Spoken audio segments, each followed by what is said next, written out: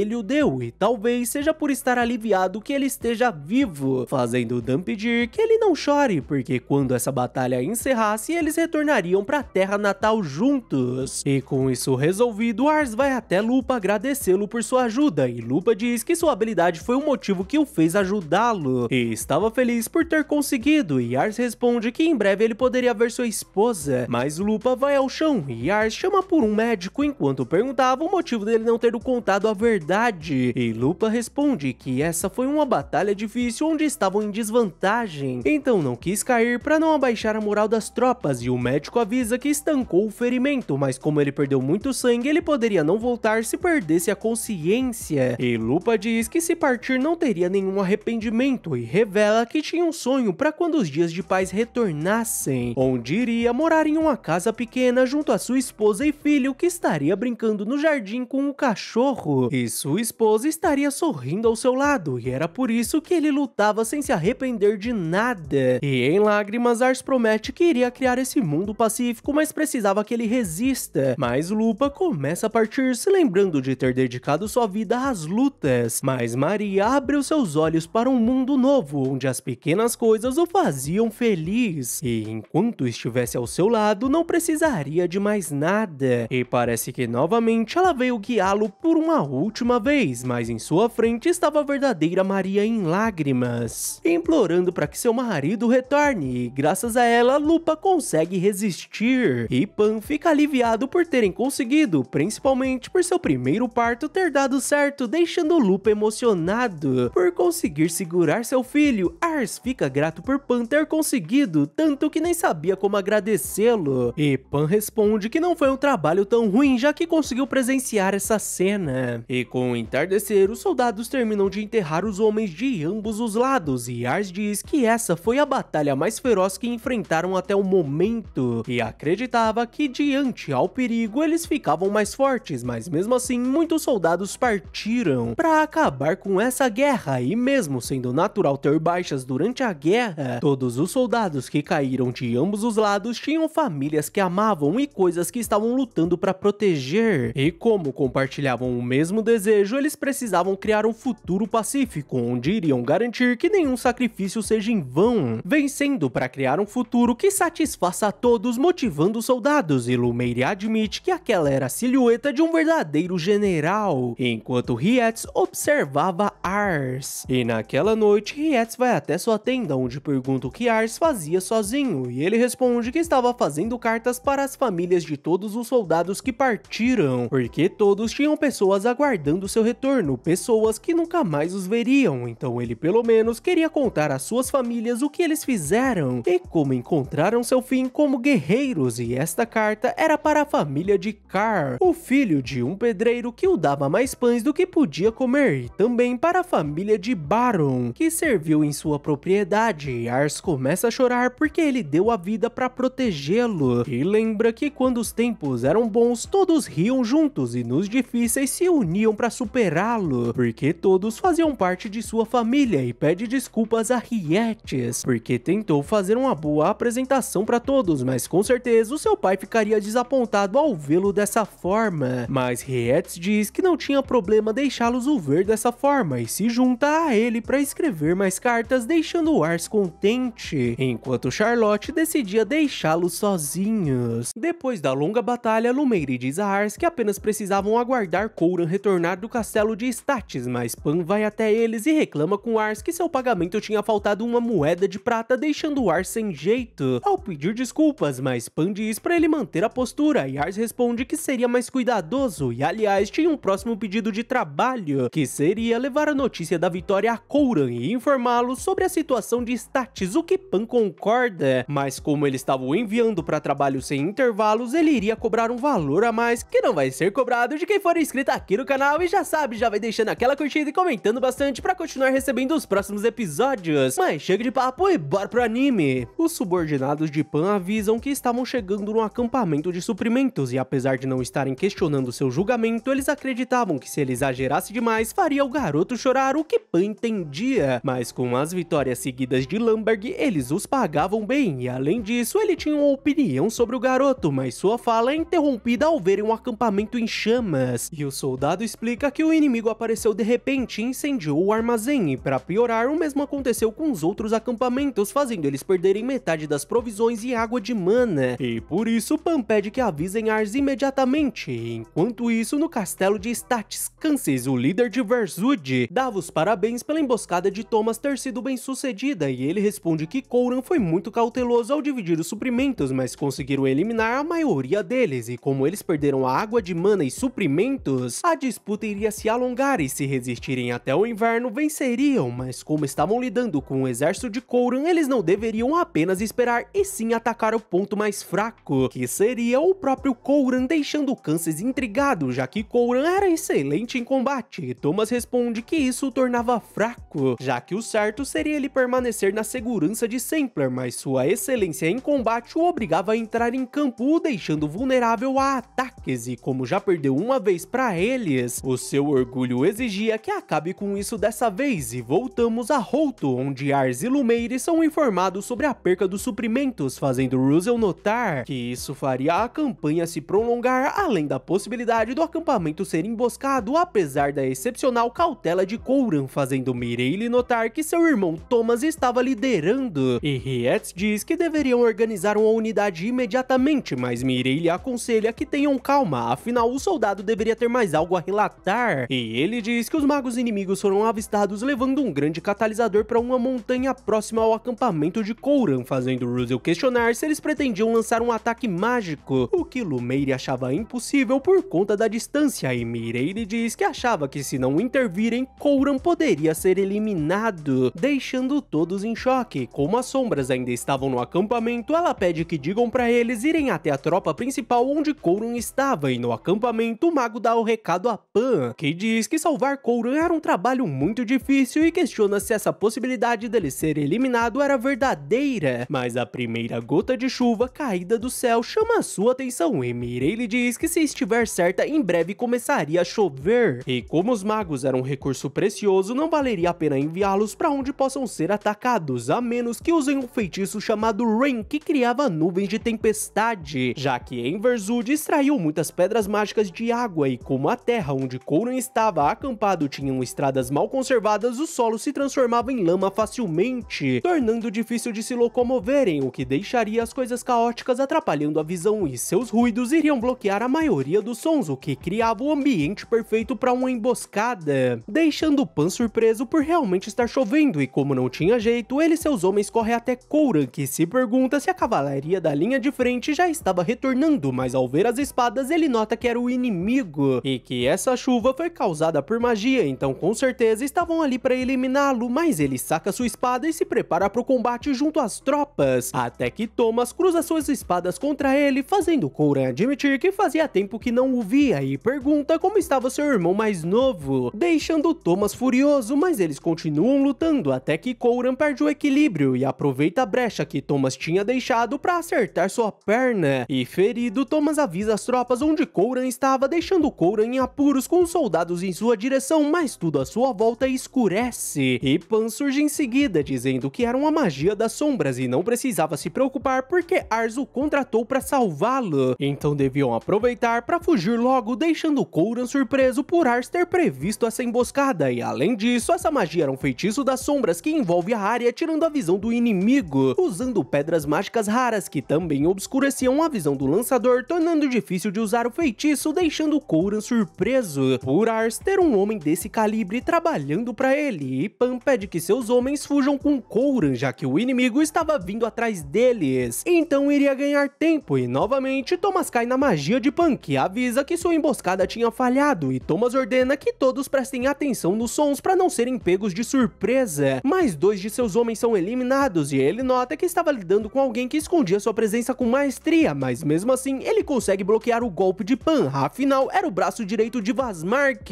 Os dois entram em um embate, apesar de Thomas conseguir defender os golpes de Pan, mas finalmente Thomas consegue acertá-lo e admite que ele era muito rápido, mas o soldado o chama, e Thomas diz que sabia que Coran já tinha fugido, então deviam recuar, fazendo Pan retirar sua magia, e com isso resolvido, Coran volta a se unir com as tropas, porque com o comandante inimigo fora do castelo seria o melhor momento para atacarem, enquanto Pan dizia que ele realmente era um general de primeira, já que que a maioria precisaria de algum tempo para se reagrupar e Kouran vai até eles com 3 sacos de ouro, perguntando se esse dinheiro seria o suficiente para mostrar sua gratidão e admite que adoraria tê-los em sua comitiva pessoal, como servos do próximo governante de Misthian, afinal precisaria de batedores como eles para ter a vitória nestes tempos turbulentos e garante um futuro muito empolgante, o que Pan recusa, afinal não precisava de seu dinheiro, já que o garotinho quem tinha os contratado e ele os daria mais que o suficiente. Com a partida de Pan, Kouran nota que foi rejeitado novamente e manda informar em Ars que ele salvou sua vida e que as sombras iriam pedir uma baita compensação, e no caminho Pan diz aos seus homens que não era uma oferta ruim e pergunta se deveria ter pensado mais, mas eles continuam sorrindo e Pan começa a lembrar de quando eliminou um homem que implorou pela vida e o chamou de demônio, e quando foi receber o pagamento, o homem jogou o saco de dinheiro para ele, o mandando não contar a ninguém enquanto o olhava com desprezo. Mas finalmente ele chega no acampamento de Ars, que o agradece pela ajuda, além de dizer que Kouran os agradeceu por salvá-lo, e ele começa a ficar sem jeito ao falar que Kouran disse que iriam pedir uma compensação significativa, o que Pan concorda, mas quando Ars nota o seu braço ferido, ele se aproxima de Pan demonstrando grande preocupação, e Pan diz que os sombras viviam como mercenários e seus homens eram um grupo desorganizado de errantes e ex-criminosos que aceitavam qualquer tipo de trabalho desde que isso coloque comida em suas mesas, mesmo que seja uma eliminação, o que Ars entendia, mas Pan pergunta se ele assustava Ars, que fica curioso sobre sua pergunta, já que nunca sentiu isso por ele, que sempre fazia mais do que ele pedia, respondendo às suas expectativas e confiança, e admite que sem eles com certeza já teriam perdido essa campanha e por isso era extremamente grato a ele, apesar de cobrarem caro, fazendo Pan dar risada, o que deixa seus homens surpresos ao verem o chefe rindo, e Pan diz que nesse caso, como recompensa, ele poderia fazer um contrato retentor com eles, surpreendendo todos. Ars pergunta o que ele queria dizer com isso e Pan responde que a partir de agora o grupo Mercenário Sombras iria servi-lo, fazendo seus homens perguntarem o motivo disso, e Pan responde que ele sempre fazia suas apostas mais cedo que todos e ganhava muito com isso, e apesar dele ser o senhor de um domínio pequeno, ele achava que um dia Ars seria o homem mais influente de Summerfort, e volta a perguntar se ele aceitava, o que Ars concorda de imediato, e na verdade ele quem gostaria de ter feito a proposta, e os homens de Pan concordam com a escolha do chefe, e a partir de agora estavam contando com Ars, e Pan pensa que achava que ao lado dele até mesmo alguém como ele poderia permanecer humano, então ele e seus homens juram por suas lâminas a lealdade a Ars Lothern, que estava feliz por tê-los ao seu lado. E enquanto isso, no castelo de Statis, alguns soldados estavam bebendo por terem destruído o suprimento de água de mana do inimigo, apesar de não terem conseguido eliminar Kouran, mas pelo menos estariam seguros escondidos no castelo, onde aguardariam pela neve que faria o inimigo fugir com o rabo entre as pernas, o que um lanceiro achava uma chatice, e um soldado vai até ele falando que ele era só um moleque que bebia leite e carregava uma lança enorme que era um desperdício para alguém como ele, mas ao tentar pegar a lança ele vai ao chão junto a ela e se pergunta o motivo de ser tão pesada, e o garoto pega a lança com facilidade, afinal isso não era feito para um fracote como ele. Marcando o final de mais um episódio, muito obrigado quem ficou até aqui, não se esquece daquela mega moral com a sua curtida, inscrição e compartilhamento, valeu e até a próxima!